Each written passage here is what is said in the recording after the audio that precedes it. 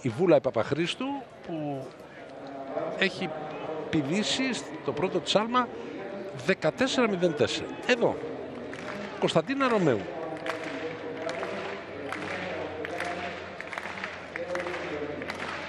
Η Ρωμαίου που είναι 19 χρονών, έχει εξασφαλίσει την πρόκρισή της στο Παγκόσμιο Πρωτάθλημα Νεανίδων που θα γίνει στο Πίτκο της Πολωνίας. Είναι Κερκυραία.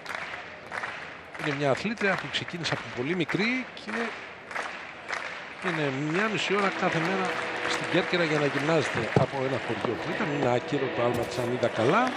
Θα περιμένουμε και τη σημαία του κριτή. Όχι, είναι έγκυρο. Είναι έγκυρο. Να την Κωνσταντίνα Ρωμαίου. Έχει κάνει ατομικό ρεκόρ με 13-39. Και είναι πολύ καλό και αυτό το άλμα. Να δούμε αν είναι περισσότερο από 13-39 για την Κωνσταντίνα Ρωμαίου, αθλήτρια του Παύλου Σκορδίλη. 13-35. Να που στο έκτο άλμα προσπάθησε να κάνει ακόμα καλύτερο ρεκόρ.